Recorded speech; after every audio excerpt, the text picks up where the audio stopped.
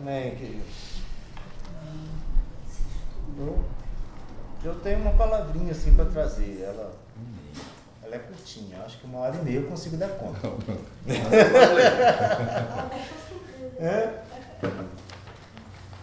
E, na verdade, ela daria várias palavras, vários estudos muito interessantes, né? Muito edificantes. Às vezes a gente esquece dos livros do Velho Testamento, esquece um pouco, mas tem muita coisa boa, muita coisa para se aprender. Os profetas, né? Os livros que contam as histórias, crônicas e reis e juízes, né? O Pentateuco, que são os primeiros 5 livros, né? Foram escritos por Moisés, e Gênesis, contando a história da humanidade e a história do povo judeu. E a gente tem lido lá em casa esses dias Neemias e Esdras. E a gente tem sido edificado, e tem tido assim um quebrantamento diferente, né? Lendo Neemias. E na verdade, para a gente começar a contar a história desses livros, a gente teria que ir lá atrás, em Gênesis. Não tem aquela história assim, começa do início. Aí o cara, no princípio era o verbo estava com Deus, e o verbo era Deus. Começou realmente lá no início. Mas porque, na verdade, toda a Bíblia, ela traz a revelação de Deus para o homem. Ela traz os princípios de Deus, ela mostra a vontade do Pai para a gente. Ela mostra o amor de Deus.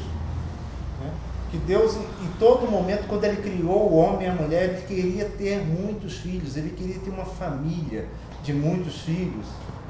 Ele disse para Jesus, assim, façamos o homem a nossa imagem e semelhança. Então, Deus não estava satisfeito em ter Jesus como filho e os anjos. Tinha multidões de anjos, mas os anjos são diferentes da gente. Nós fomos feitos à imagem e semelhança de Deus. Na verdade, a gente não entende essas coisas porque são mistérios. Tem certas coisas que a gente só vai entender realmente quando a gente estiver com o Senhor, e a gente vai tentar entender, e a gente vai passar um tempo naturalmente aprendendo muita coisa no céu. Mas Deus escolheu um povo por causa de Abraão. Ele escolheu um povo, e às vezes a gente fica pensando que Abraão era um cara muito santo, né? Muito perfeito, e por isso que Deus o escolheu. Não foi por isso que Deus escolheu Abraão. Abraão não era um cara tão perfeito. Ele chegou no Egito com a sua esposa e ele ficou, não só no Egito, né? Abimeleque também, a esposa dele era muito bonita, ele ficou com medo de que roubassem ela, né? Eu vou matar o marido para ficar com a esposa. Talvez venha daí o costume dos povos lá do Oriente Médio de até hoje, as mulheres cobrirem um pouco o rosto, né? Porque para não despertar a cobiça, né? Porque isso gerava guerra. O cara diz, olha, é minha, eu quero ela para mim, vai para o meu harém. E Abimeleque fez isso, levou, tomou Sara, né? Como sua mulher, e Deus não deixou ele tocar em Sara.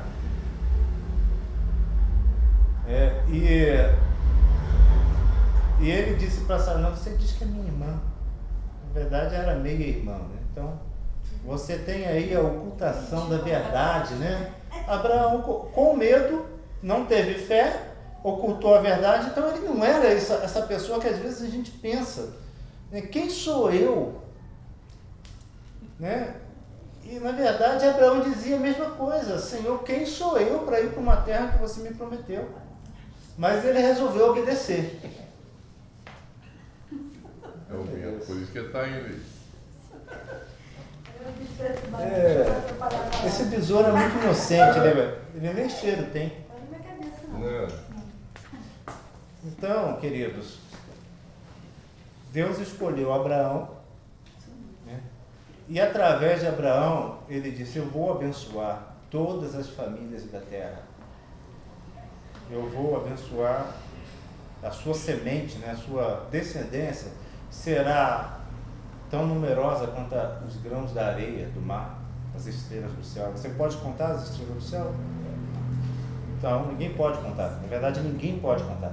Existe uma estimativa até onde os telescópios humanos conseguem enxergar. A última galáxia do universo que a gente consegue enxergar está a 13 bilhões de anos-luz. Isso significa que a luz dessa galáxia levou 13 bilhões de anos para chegar até a gente. Isso pelas leis da física que nós conhecemos, porque pode ser que essas leis também não estejam corretas. E outra também, a cada momento a gente consegue ver mais longe. Então aquele momento que a gente achava que era o fim do universo, daqui a pouco não é mais. Então a gente tem muita coisa para aprender, existem muitos mistérios. E Deus escolheu um povo, né? Escolheu um povo para ser um exemplo, para que através desse povo, da descendência desse povo, nascesse Jesus. Por isso que Deus escolheu o povo de Israel. Não é um povo bom também não, gente. É um povozinho difícil. E muita gente odeia os judeus e talvez tenham até alguma razão.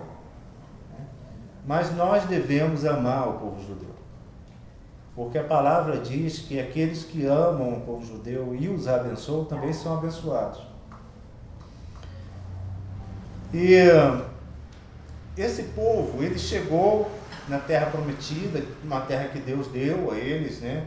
Mas eles tiveram que lutar por ela. Deus, na verdade, usou o povo de Israel para trazer um julgamento sobre aquelas nações que estavam ali, que eram nações extremamente cruéis. Sacrificavam criancinhas em tachos de ferro com brasas embaixo. Tinha sexo com sacerdotisas. A relação sexual em si era uma adoração aos demônios. Tinha sacrifícios de jovens, virgens e outras coisas.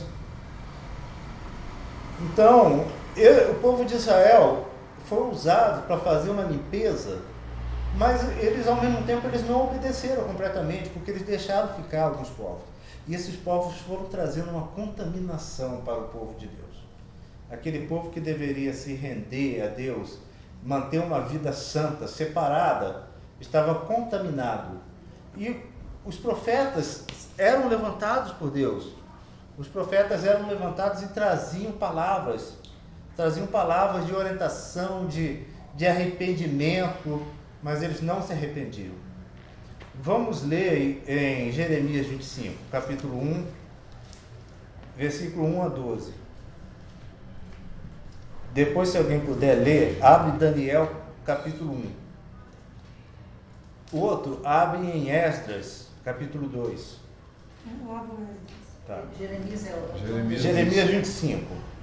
Capítulo 25. Capítulo 25. Está aqui.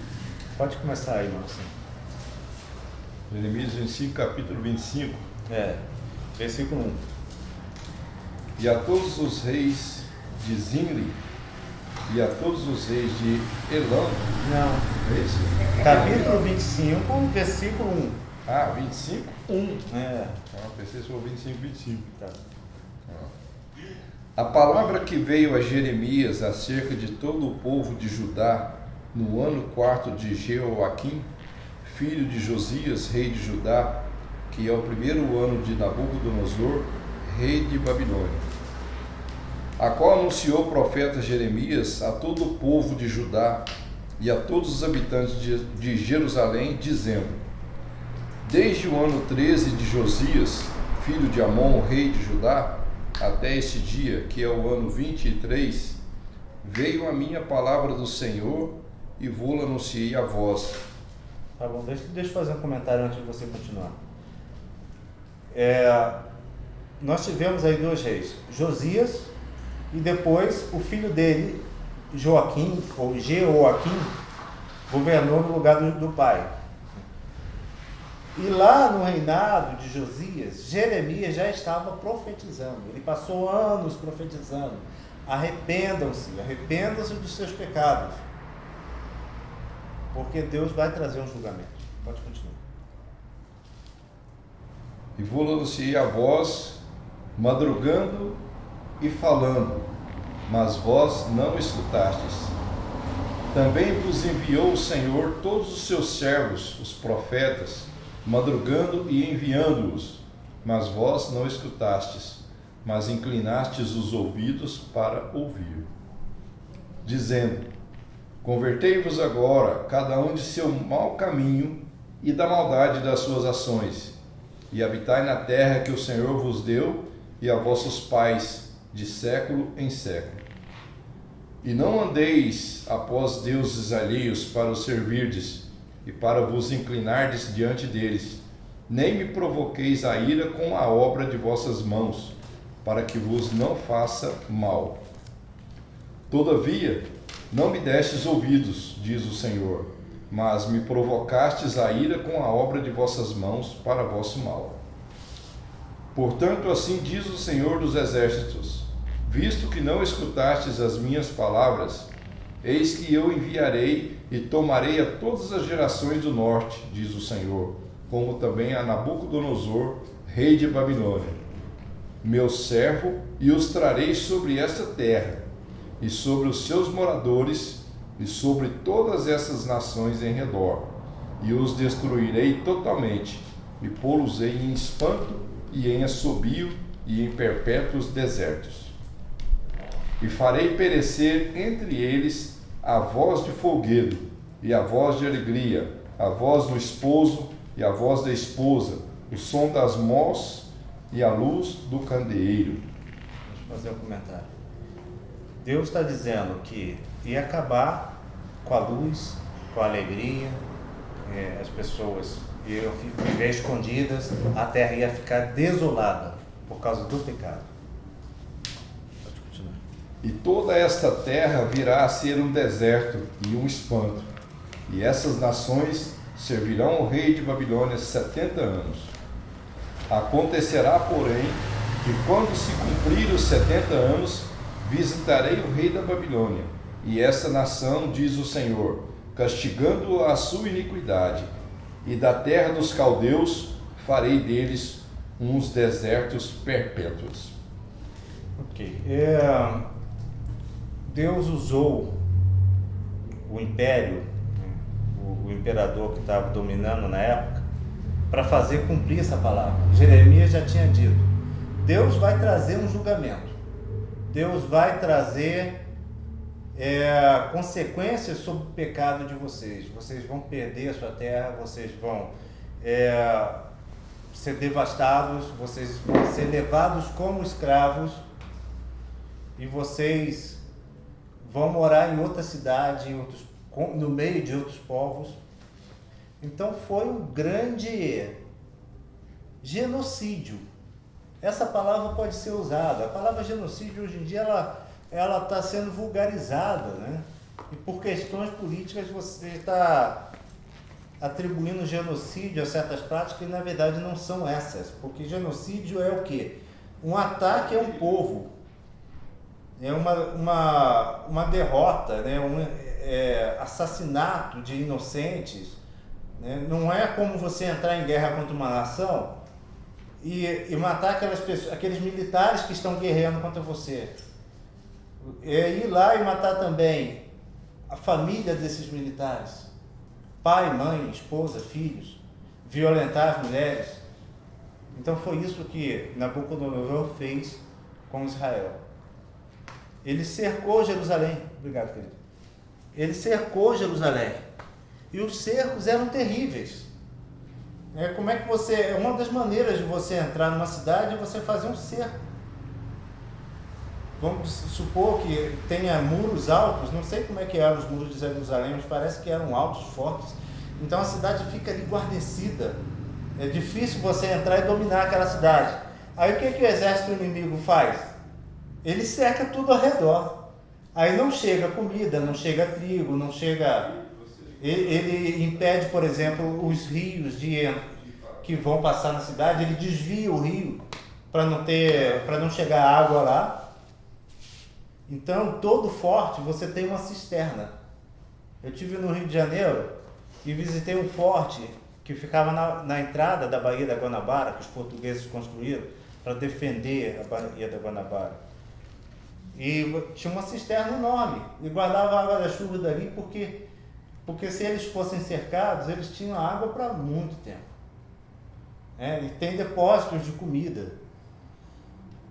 E Israel já havia passado por cercos que a fome ficou tão grande, a comida acabou e ficou tão grande a fome, que uma vizinha disse para outra assim: hoje vamos comer o meu filho e amanhã a gente come o seu. Então isso chegou a acontecer. Nós ficamos horrorizados com isso, mas chegou a acontecer. E quando o rei soube disso, ele rasgou a sua roupa e chorou diante de Deus e percebeu o pecado que tinha vindo sobre ele. Mas aí Jeoaquim foi cercado pelo rei Nabucodonosor. E antes que chegasse a esse ponto de tantas mortes, ele se rendeu. Ele se rendeu e foi levado cativo, preso. Ele e assim todos os nobres, os filhos dos nobres, aqueles que moravam no palácio, jovens, moças, mulheres, mas assim, mulheres até 30 anos, talvez até 30 anos, mulheres em idade fértil, até 35 talvez. Mais do que isso, ficava para trás, porque eles usavam as mulheres para reproduzir, para entregarem como prêmio para os soldados.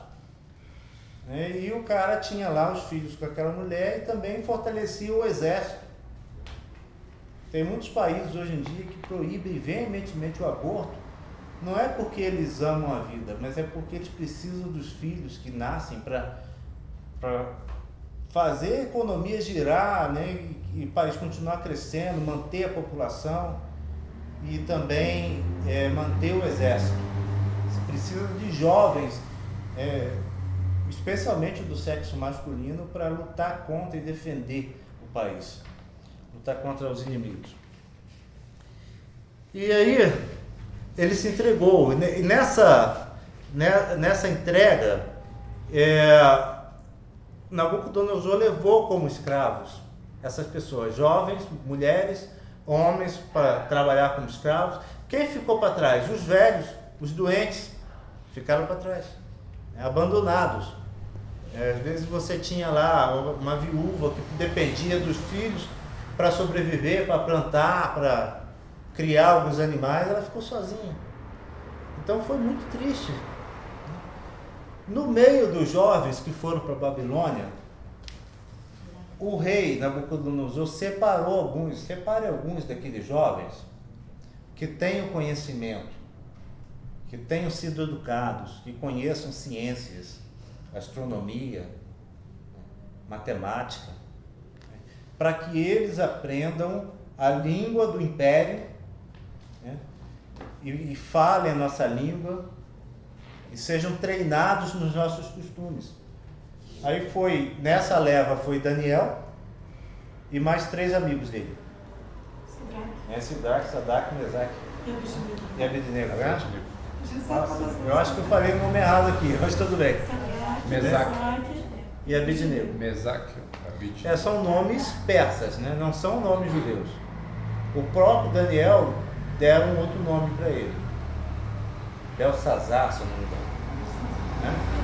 E Daniel chegou lá e eles eram colocados separados, como uma escola. E eles recebiam uma educação, recebiam alimento, comida boa, a porção do rei, vinho, manjares, tal. E Daniel disse: não quero essa comida não, quero me manter íntegro diante de Deus.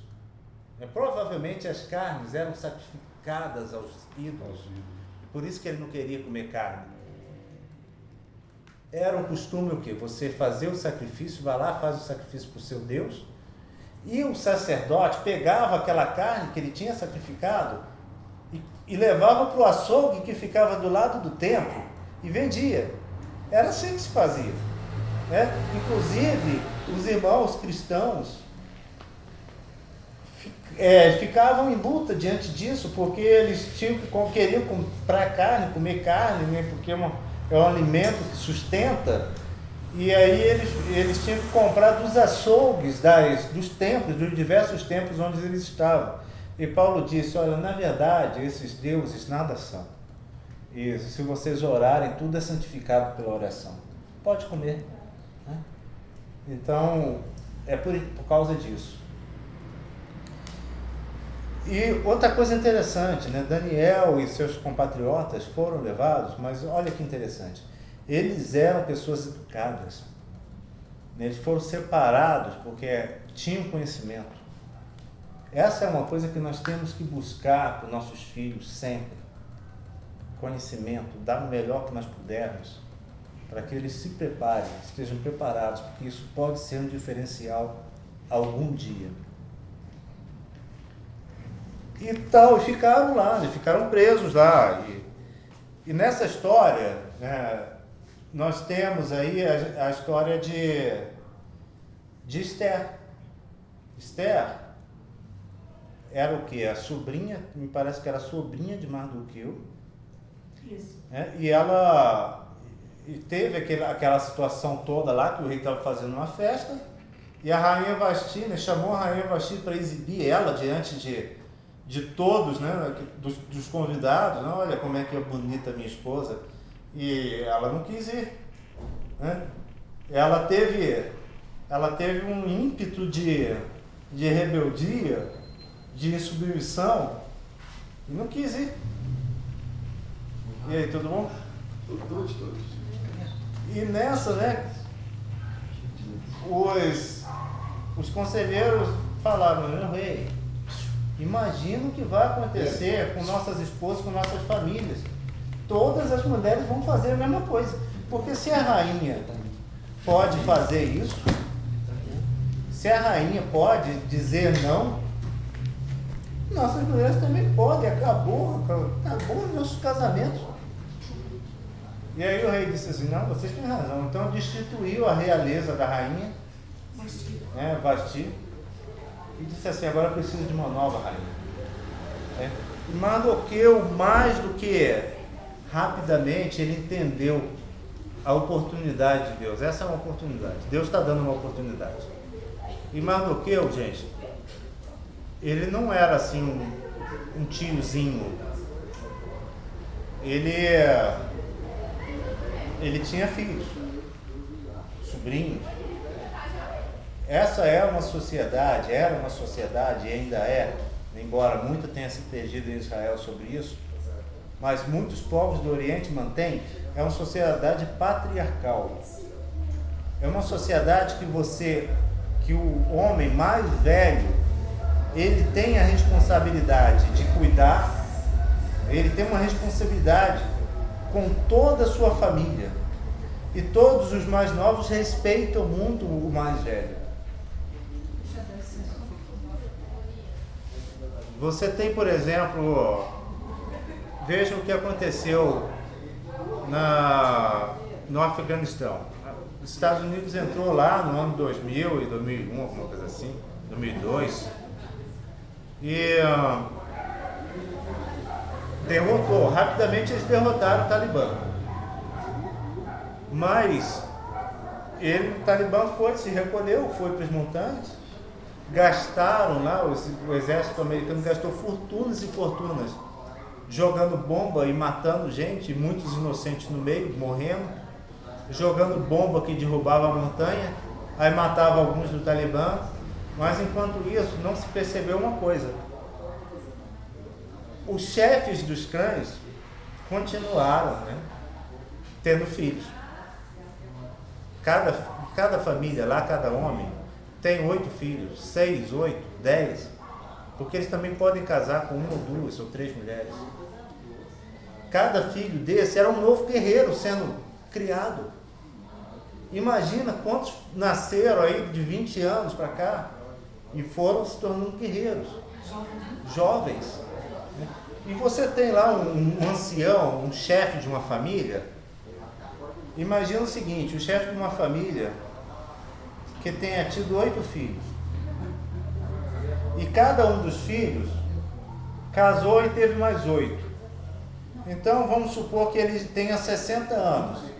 Os filhos dele já têm 40. 8 filhos com 40 anos. Cada um com 8 filhos. Então multiplica aí 8 vezes 8. 64. 64 homens ligados a esse patriarca. E se ele tiver 70 ou 80 anos, provavelmente ele tem 120 homens que vão fazer o que ele disser. Tudo instruído por ele, né? Tudo instruído por ele, devendo obediência. Eles devem obediência por ele. Sim. Essas sociedades não tem esse negócio que a gente tem na sociedade ocidental, do filho com 18 anos, com 17, às vezes até mais cedo do que isso. Não quer mais obedecer, não respeita, eu quero fazer o que eu quero fazer, né? A minha vontade, pai, eu quero seguir o meu caminho, my way. Vocês já viram aquela música do Frank Sinatra? My way. É uma música que fala exatamente disso, da independência. Eu segui o meu caminho, eu fiz o meu caminho, my way. Procure depois, veja a tradução dessa música, como é que é interessante. Rebelião pura. Quer dizer, é uma forma de ver também, pode ser também uma maneira de ver diferente. Mas a princípio é isso. Mas aí o que acontece? Se um chefe desse clã diz assim, agora todos vocês vão pegar suas armas e vão atacar. E se precisar morrer, vocês vão morrer. Se precisar carregar um cinturão cheio de bomba, vocês vão carregar. E ninguém diz não. Ninguém tem coragem de dizer não, vou fazer isso, vou fugir. Não tem isso. Não existe esse negócio. Então, Radassa, ou Esther, obedeceu. Mas o que eu disse, você vai entrar na fila lá, vai ser candidata a ser esposa do rei. E ela, provavelmente ela ficou muito relutante com isso. Poxa, eu vou ser esposa de um homem que oprime o nosso povo, não deixa o nosso povo voltar para a sua terra. Nós somos escravos aqui, pai. Mardoqueu, meu tio. Sim, você vai. Tem um propósito de Deus para isso daí. E ela foi escolhida. E depois o que aconteceu? Vocês sabem a história de Esther, né? Tinha lá um grande inimigo do povo de Deus. E esse inimigo, né, construiu uma forca para Mardoqueu e fez o rei assinar um decreto de que no dia tal, todos poderiam matar aquele povo que era inimigo do povo persa. Porque a cabeça do rei estava envenenada. Ele acreditou nas mentiras do Amã. Então Deus usou a Esther, né?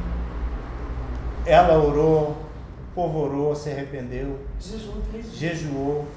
É interessante como Deus faz as coisas e ele mostra as coisas, mostra aquilo que vai acontecer, mas ele deixa trabalho para a gente.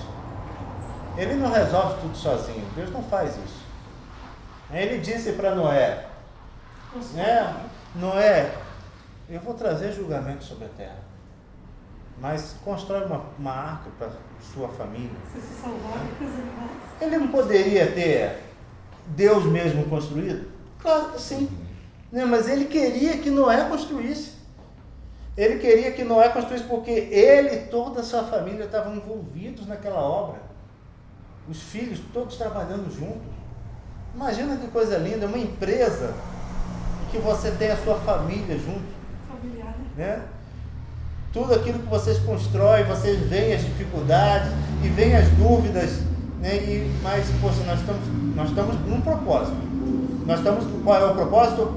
Né? Os filhos falando com o pai Noé, qual é o nosso propósito, pai?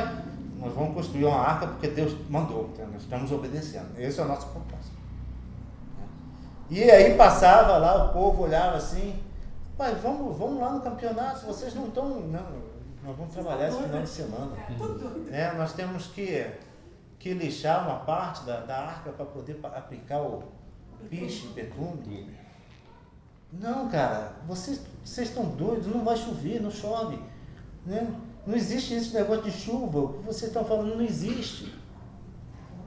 Porque naquela época não chovia, caiu um sereno sobre a terra, uma chuvinha fininha. Então eles passaram ali 100 anos construindo, né? 120 anos, obrigado, mãe. Então tem um propósito, Deus faz as coisas, Ele diz o que vai acontecer, mas também Ele dá a oportunidade para a gente trabalhar, para que a bênção venha, para que o livramento venha. Então foi isso que aconteceu com Esther, né? O rei deu, olha, eu não posso voltar atrás na minha palavra. É interessante, né? É a palavra do rei, eu não posso voltar atrás. Quantas autoridades nós temos visto aí que falam uma coisa e depois voltam atrás? Muitas, né? Fala um negócio, daqui a pouco você busca na internet, poxa, não foi isso que ele falou. E hoje tem internet, a internet não esquece nada. Então a gente tem que ter muito cuidado com aquilo que a gente escreve na internet ou fala. E aí, o rei disse, eu não posso voltar atrás, mas eu posso fazer o seguinte, eu posso autorizar o povo a se defender. E deu armas pro povo. Então, eles se defenderam, cara. Ensinou a usar arma ainda. E poderia ter libertado eles, mas Deus não quis. Deus deixou o povo lutar por sua liberdade, guerrear.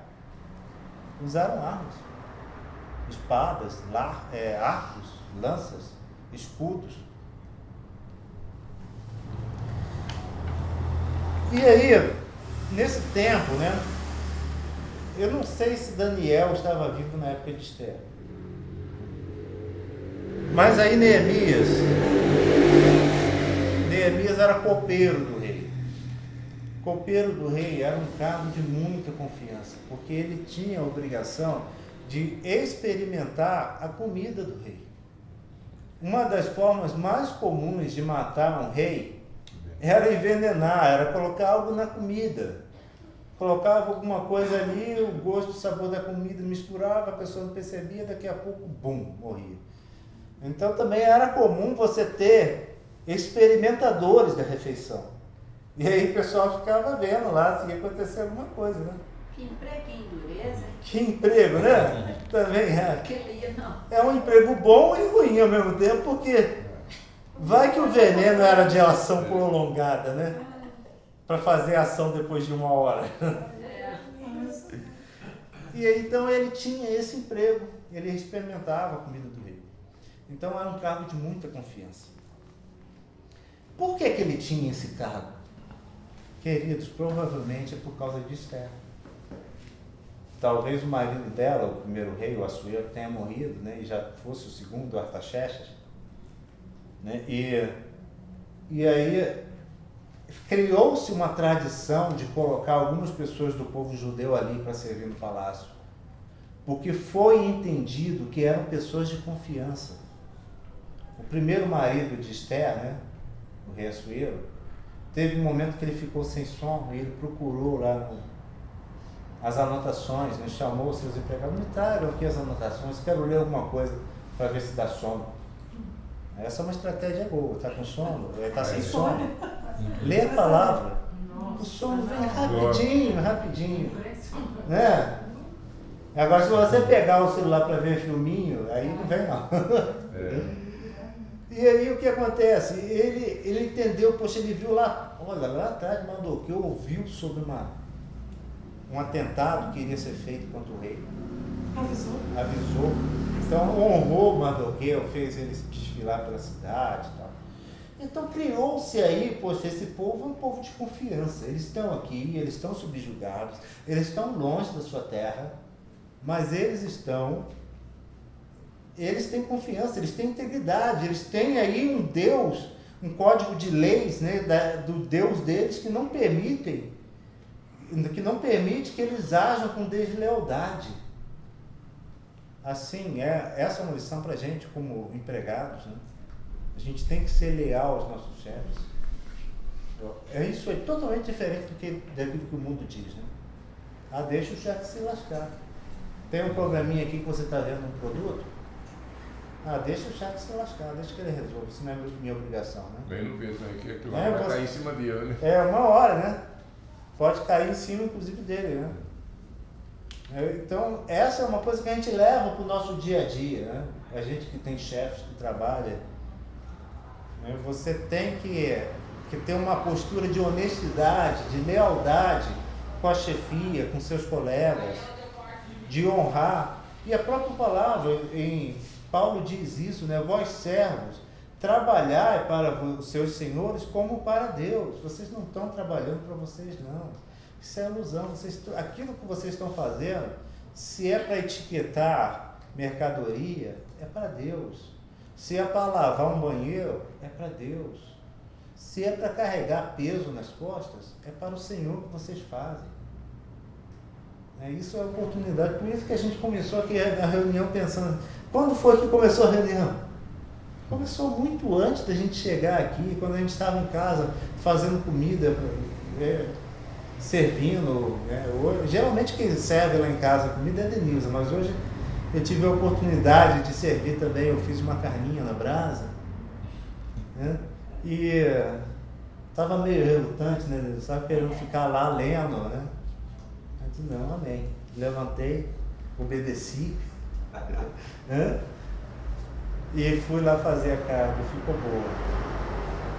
Apesar de que ficou um pouco dura, mas depois ela colocou na pressão e ficou ótimo.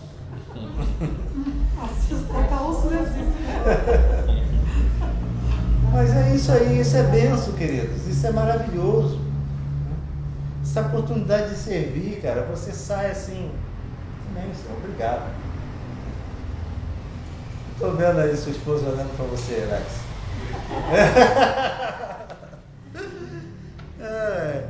Mas então, queridos, Neemias estava nessa posição. Eu acho que não vai dar tempo de entregar toda a palavra, não. Vou fazer em duas partes. Neemias estava nessa posição de copeiro. E aí, lá em Neemias 1, diz assim. Não, vamos ler antes. Eu falei sobre Daniel. Vamos ler Daniel. Quem abriu aí? Daniel 1. Daniel 1.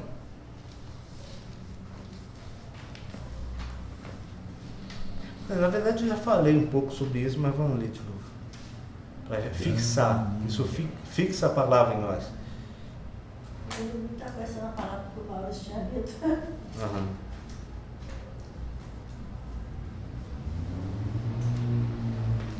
Para ler? Pode ler. 1, versículo 1 ao 6. No ano terceiro do reinado de Joaquim, rei de Judá, veio Nabucodonosor, rei da Babilônia, a Jerusalém e a sitiou. O Senhor lhe entregou nas mãos a Joaquim, rei de Judá, e alguns dos utensílios da casa de Deus. A estes levou-os para a terra de Sinar, para a casa do seu Deus, e os pôs na casa do tesouro do seu Deus. Disse o rei a Aspenaz, chefe dos seus eunucos, que trouxesse alguns dos filhos de Israel, tanto da linhagem real como dos nobres. Até o 4? Até o 6. Jovens sem nenhum defeito, de boa aparência, instruídos em toda sabedoria, doutor em ciência, versados no conhecimento, e que fossem competentes para assistirem ao palácio do rei e lhes ensinasse a cultura e a língua dos caldeus. Determinou-lhes o rei a ração diária, das finas iguarias da mesa real e do vinho que ele bebia, e que assim fossem mantidos por 3 anos, ao cabo dos quais assistiram diante do rei. Entre eles se achavam dos filhos de Judá Daniel, Ananias, Misael e Azarias. É o 6. Ok. Então, Daniel estava lá no meio desse povo. Os eunucos, interessante, né? O 7 aqui fala que depois os eunucos trocou o nome deles, né? Provavelmente esse Daniel e seus colegas também foram castrados, porque eles tinham que trabalhar no palácio, provavelmente próximo ao harém do rei, né? E era uma posição assim de segurança para o rei ter seus servos ali próximos, né, castrados. Mas Daniel, ele permaneceu fiel ao Senhor, né? Foi um profeta, e no final da sua vida parece que ele já avisou a Neemias: está chegando o final dos 70 anos, Deus vai restaurar Israel. Essa é a profecia, essa é a promessa. Então Neemias estava com isso no coração, Esdras também. Parece que Esdras voltou para a terra primeiro. Esdras era sacerdote. Abre aí Esdras 2, versículo 2. Eles vieram. Pode ler um também? Pode. Esta é a lista dos homens exilados da província que voltaram do cativeiro. Olha só, deixa eu fazer um comentário aqui. Os homens da província. Da província quer dizer Israel, terra de Judá e Jerusalém. Eles viraram província do império. E eles subiram, ou seja, parece que a cidade de Babilônia era uma cidade mais baixa do que Jerusalém. Eu não tenho assim um conhecimento preciso sobre isso. Mas eles falam sempre, quando eles falam esse movimento, eles subiram a Jerusalém. Saíram da Babilônia, né, e foram subindo para Jerusalém. Pode continuar. Nabucodonosor, rei da Babilônia, os tinha levado para a Babilônia e agora voltaram para Jerusalém, para Judá, cada um para a sua cidade. Eles vieram da companhia de Zorobabel, Jesua, Neemias, Seraías, Reelaías, Mardoqueu. O tio da Esther. Velhinho, provavelmente. Mispar, Bigvai, Reum e Baaná. A lista dos homens do povo de Israel. Aí ele vai fazer uma lista lá. Ok. Eu queria mostrar isso. Mardoqueu estava no meio daqueles que voltaram do cativeiro. Olha, que alegria. Deles, né? Que alegria, velho. Voltando para a terra deles, cara. Ele estava vendo a promessa se cumprir, queridos. Isso é tremendo. Você vê uma promessa de Deus para a sua vida se cumprir. O que você faz? Chora. Chora de alegria. Depois de 70 anos, né? Talvez Mardoqueu tivesse saído também, fosse um daqueles jovens que saíram, com 10 anos. Não sei. Talvez ele tivesse lembrança de como era o tempo. E interessante sobre isso é o seguinte: em Judá, capital do Judá, Jerusalém, a cidade santa. Jerusalém, onde é que tem? O que tem em Jerusalém? O que tinha lá? Templo. É o templo de Deus. Davi passou muito tempo querendo construir o templo de Deus. E Davi dizia: poxa, nós estamos adorando aqui numa tenda, né? Tinha um altar de Deus que foi construído lá por Moisés, no Êxodo, que era colocado dentro de uma tenda.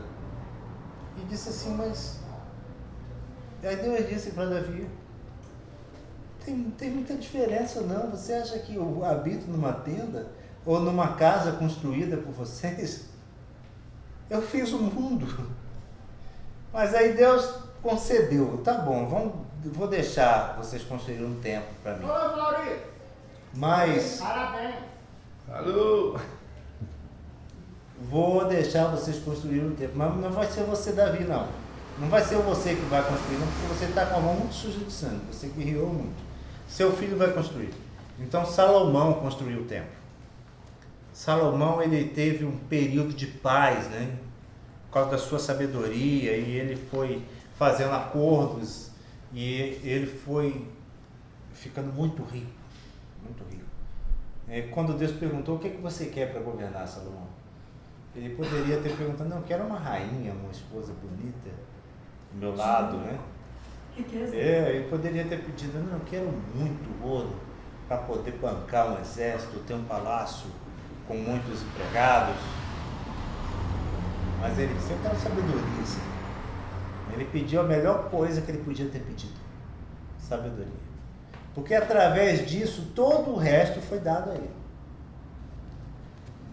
Então, esse templo era um local com um lugar santo ali dentro, que só os sacerdotes podiam entrar. Os sacerdotes são da tribo de Levi. E por que isso? Porque aquele templo, gente, era o local de sacrifício. Todos tinham que sacrificar pelo menos uma vez por ano. Uma família grande levava um boi.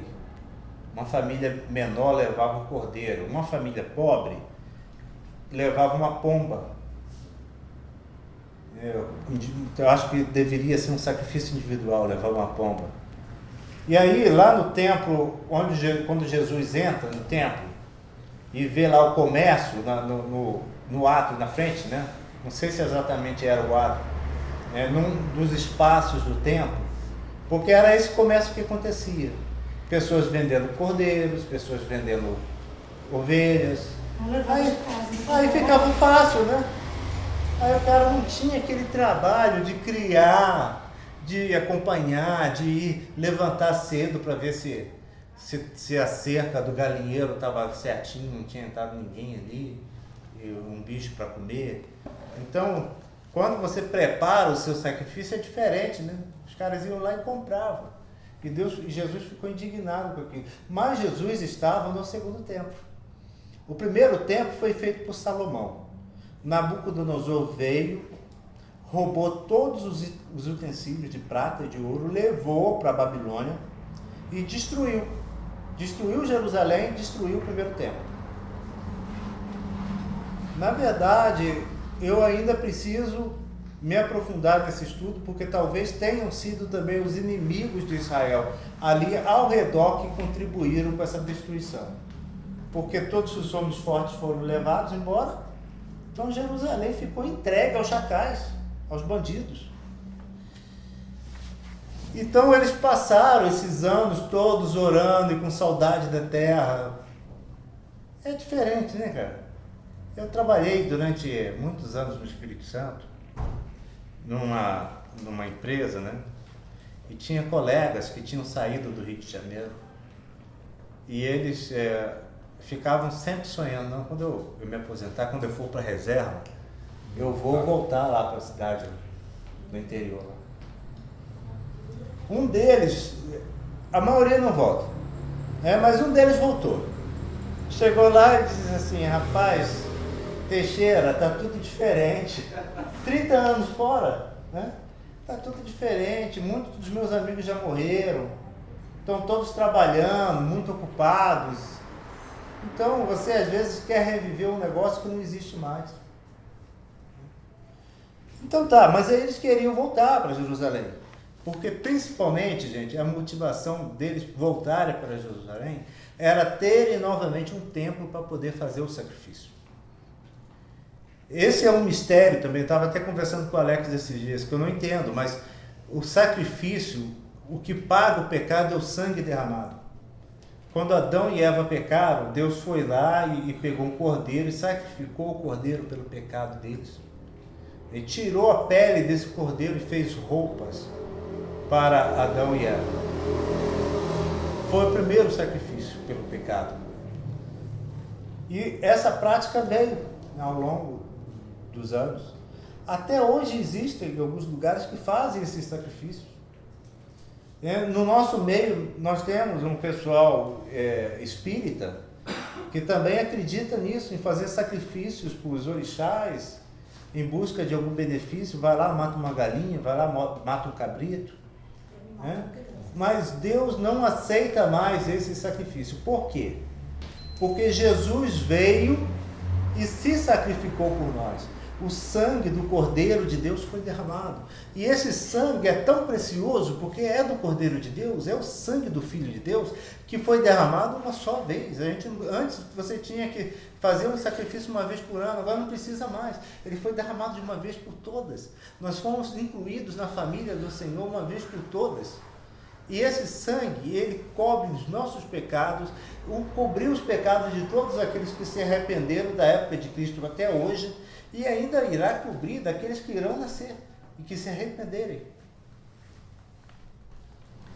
Então o templo foi derrubado, né? Foi demolido lá, destruído, e eles queriam construir o templo de novo, e eles de fato construíram. Vamos ler um pouco sobre isso agora. Eles de fato construíram esse segundo templo. Esse foi o segundo templo. Então, quando Jesus veio e entrou no templo, e ele entrou várias vezes, não no Santo dos Santos, mas ele entrou várias vezes para ler a palavra, para falar, porque era costume as pessoas lerem. Ele teve uma ocasião que ele tinha 12 ou 13 anos, e foi questionado pelos sacerdotes, pelos doutores da lei. Então, ele estava ali no segundo templo. E lá em João 2, 18 a 22, não precisa ler não, queridos.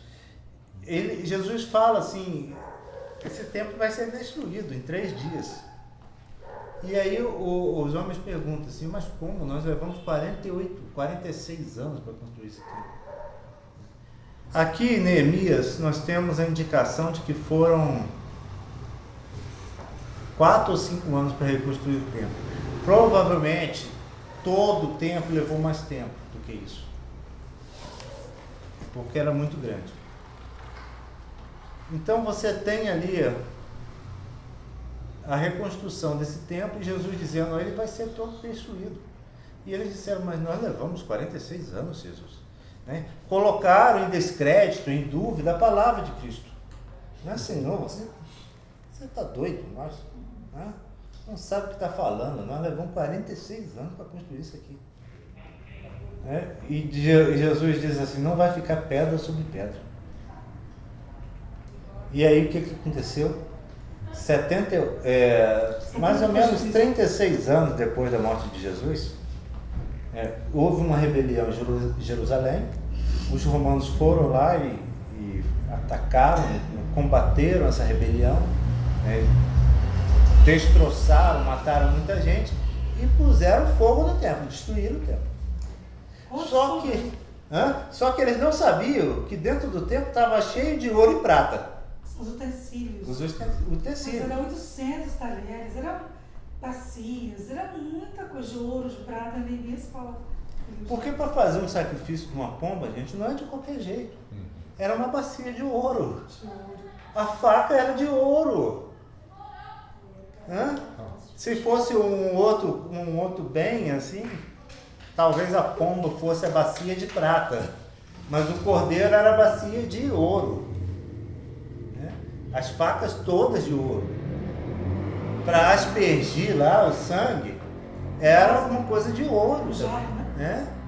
Jarros, taças, copos, tudo de ouro. Então o povo, os romanos, ficaram sabendo depois que estava cheio de ouro lá dentro. Aí o que eles fizeram? Cavaram tudo, porque o ouro queimou e derreteu e foi infiltrando pelas pedras. Então eles foram lá e tiraram tudo, tiraram todas as pedras. Aí não ficou pedra sobre pedra. Entendeu? Para pegar o ouro. Então foi construído 2 templos, esse foi o segundo. E agora eles estão orando para a construção do 3º templo. O 3º templo vai marcar o fim. Porque no 3º templo, o anticristo vai lá dentro, ele vai querer ser adorado lá dentro. Ele vai permitir que o 3º templo seja reconstruído. Os religiosos lá, judeus de Israel, eles já têm todo o material separado para a reconstrução do 3º templo. O grande problema é que esse 3º templo, o templo ele fica no local onde tem uma mesquita, com uma cúpula de ouro. Muçulmano. É muçulmano. Então, aquilo dali para derrubar só uma guerra. Então nós não sabemos como que isso vai acontecer da reconstrução do terceiro templo. Mas diz que já está tudo pronto, gente, é caríssimo. Esses lugar, utensílios, no mesmo lugar. Esses todos os utensílios, as vestes sacerdotais, Tudo pronto. tem mais de 600. Tem que ter muito. Então é um negócio caríssimo mesmo, digno, né, do Senhor, né? E assim, o cordeiro, tem um cordeiro com a lã vermelha, que é usado para o sacrifício. Era o cordeiro vermelho, que era usado lá atrás, que Moisés indicou. E eles descobriram onde tinha esse cordeiro. Tinha um pastor no interior do Canadá que tinha uma criação de cordeiros vermelhos. Pelo menos saiu de Israel com esse cordeiro. Israel não tinha mais. Israel não tinha. O Oriente Médio não tinha mais. Eles foram lá e compraram esses cordeiros. Imagina se foi barato, né? Levaram para Israel. Então, esses cordeiros, eles estão separados para o sacrifício. E aí Neemias, diz assim, Neemias 1, as palavras de Neemias, filho de Hacalias, no mês de Quisleu, no 20º ano, estando eu na fortaleza de Suzã, veio Hanani, um de meus irmãos, e com ele alguns de Judá. E eu perguntei pelos judeus que tinham escapado ao exílio e a respeito de Jerusalém, aqueles judeus que estavam em Jerusalém. E eles me disseram, os que sobreviveram ao exílio estão de volta na província. Eles estão em grande aflição e grande humilhação. Os muros de Jerusalém foram derrubados e as suas portas foram queimadas a fogo. Quando eu ouvi essas palavras, eu me assentei e chorei. Lamentei por alguns dias e estive jejuando e orando perante o Deus dos céus. E então eu disse, Senhor, Deus dos céus, Deus grande e temível, que guardas a aliança e a benignidade para com aqueles que te amam e obedecem os teus mandamentos. Estejam atentos os teus ouvidos e os teus olhos abertos para ouvires a oração do teu povo, que hoje faço perante ti de dia e de noite, pelos filhos de Israel, teus servos.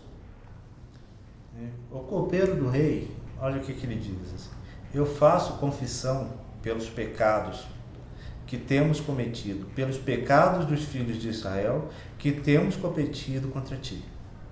Também eu e o povo de meu pai pecamos. Ele se incluiu no pecado. Embora ele tivesse ali uma vida tentando seguir a Deus, tentando obedecer os mandamentos, como nação ele tinha pecado. Essa é uma analogia que nós trazemos para a igreja. Nós, como igreja, estamos em condição de pecado. Nós temos que nos arrepender, nós temos que abrir mão do prazer dessa terra. Quantos judeus estavam vivendo ali há tantos anos na Babilônia e eles tinham crescido, prosperado, tinham casas boas, tinham comida, roupas boas.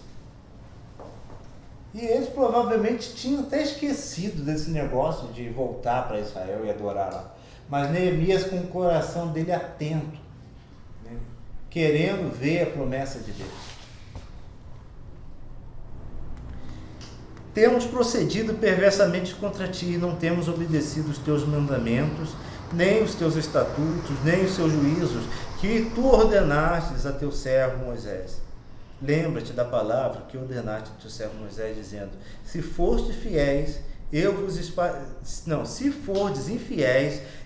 espalharei entre os povos. Mas se voltardes para mim, obedecedes aos meus mandamentos e os cumprirdes, ainda que os vossos exilados estejam na extremidade do céu, de lá eu os ajuntarei e os trarei ao lugar que escolhi para lhe fazer habitar o meu nome. Estes ainda são os teus servos e o teu povo, Senhor, que resgataste com o teu grande poder e com a tua poderosa mão. Ah, Senhor, estejam atentos os teus ouvidos à oração do teu servo e a dos teus servos que se deleitam em reverenciar o teu nome. Dá êxito a teu servo, concede-lhe favor perante este homem. Nessa época, eu era copeiro do rei. Então, ele já pede assim, Senhor, dá êxito a teu servo, concede-lhe favor, porque ele ia ter que falar com o rei. Ele estava incomodado, ele queria voltar. Interessante essa passagem aqui. Ainda que os vossos exilados estejam na extremidade do céu, de lá eu os ajuntarei e os trarei ao lugar que escolhi para lhe fazer habitar o meu nome. Extremidade do céu. Pode ser que esse pessoal esteja numa estação espacial no céu. Pode ser que esse pessoal esteja numa estação na Lua. Pode ser que esse pessoal esteja numa colônia em Marte. Pode ser que eles estejam na extremidade do céu, eu os ajuntarei. Essa é a palavra do céu. E aí tem outras coisas muito interessantes, né? Ele fica triste. Ele aparece perante ao rei triste. Não era permitido isso. O cara que servia do lado do rei, sério, triste, assim, com a cara caída. Né? E o rei perguntou, o que houve, Neemias?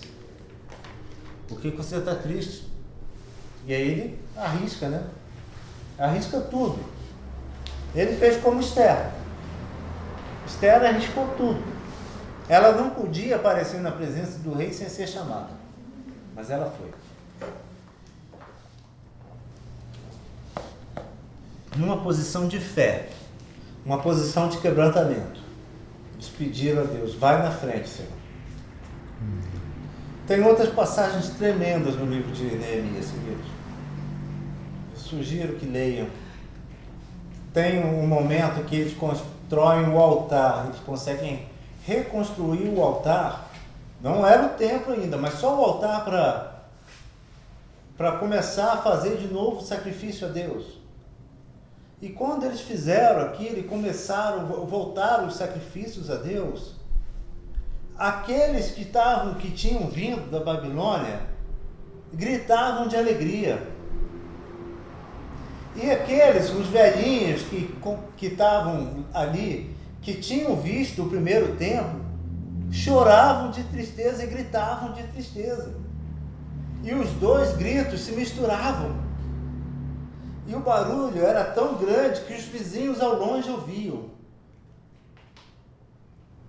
Eu acho que a gente às vezes é muito apático, sabe? Com aquilo que Deus fez na nossa vida. A gente precisa se empolgar mais. A gente precisa se alegrar mais com certas coisas. Chorar mais com outras. Nós precisamos nos arrepender. Tem como cantar de novo aquele primeiro canto que você cantou? O primeiro?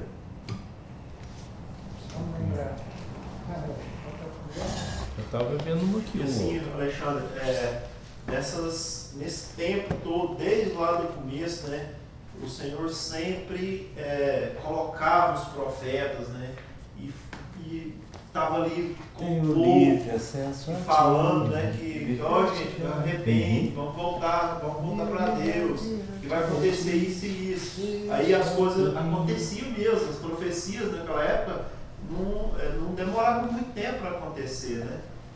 E Deus, sim, sempre tentando resgatar esse povo, e até hoje, né?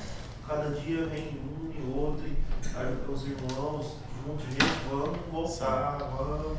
Na verdade, as profecias do Senhor, elas nunca demoram, porque para Deus, um dia é como 1000 anos, 1000 anos como um dia. Às vezes a gente tem essa percepção que está demorando, mas para Deus não. Ele sabe. Interessante que Deus tocou o coração de Neemias, né? O pessoal foi falar, olha, os muros estão desfeitos da cidade, as portas estão queimadas. Então aquilo tocou o coração de Neemias. É a questão espiritual. A questão espiritual das pessoas, né? De buscar o Senhor, né?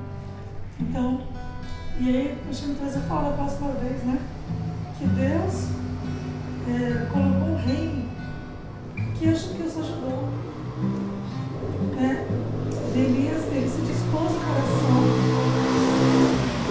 para servir, batalhar, pegar, reconstruir, estar com pessoas, estar à frente de várias pessoas.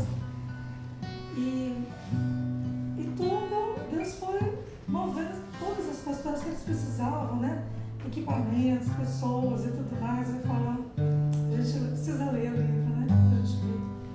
Mas assim, o coração dele era isso, né? O que adianta reconstruir o povo, reconstruir cidades, construir casas chiques, né? Mas buscar o Senhor nesse lugar e se acertar a sua vida com Deus, né? Isso não pode ficar para depois. Ele tem que estar na frente disso. Então, esse dia de ficar na cidade enorme, nós temos que é o espiritual. Amém. É isso que tem que estar na frente. Só tudo, mas eu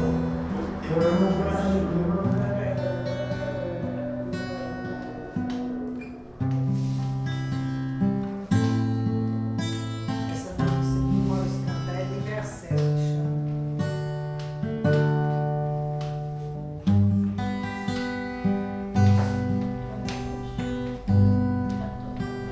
Livre acesso. Senhor, eu não sou nada diante do teu poder, nem merecedor do teu imenso amor. Através do teu filho tenho livre acesso a ti, que me fez chegar a teus pés e humilhar diante de ti. Senhor, eu não sou nada diante do teu poder, nem merecedor do teu imenso amor. Através do teu filho tenho livre acesso a ti, que me fez chegar a teus pés e humilhar diante de ti. Deixa teu rio passar em minha vida e curar minhas feridas e sarar as minhas dores. Livra-me, ó Deus, das cadeias que me prendem. Toca em minha alma, faz em mim o teu querer, Senhor.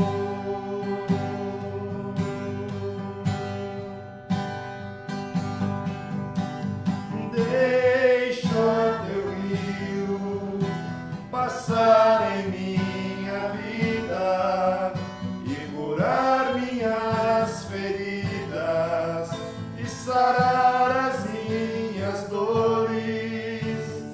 Livra-me, ó Deus, das cadeias que me prendem. Toca em minha alma, faz em mim o teu